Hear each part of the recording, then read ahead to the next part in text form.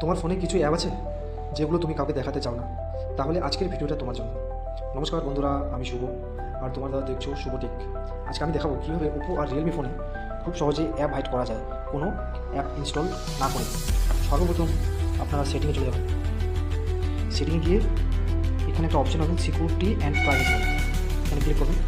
নিচের দিকে আসবেন, এখানে দেখতে পাচ্ছেন হাইড অ্যাপস বলে, হাইড অ্যাপস এখানে ক্লিক করবেন। এখানে ক্লিক করবার কিছুক্ষণ ওয়েট করবেন। যদি আপনি এর আগে প্রাইভেট অ্যাপ সেট করে থাকেন সেটিং, তাহলে ওটা আমি খুলে নিলাম, যেহেতু আমার আগে থেকে করা ছিল। তারপরে এখানে অ্যাপ হাইড করতে হবে। এখানে সেটিংয়ে চলে যাবেন। সেটিংয়ে গিয়ে আপনার যে ফোনে ডায়াল প্যাড করে নোটসগুলো বার করতে হবে, যেমন হ্যাশ, আমি সিম্পলি দিলাম 1 2 3 4 আবার হ্যাশ, ডান করলাম। ডান করে এখন ব্যাক করবেন।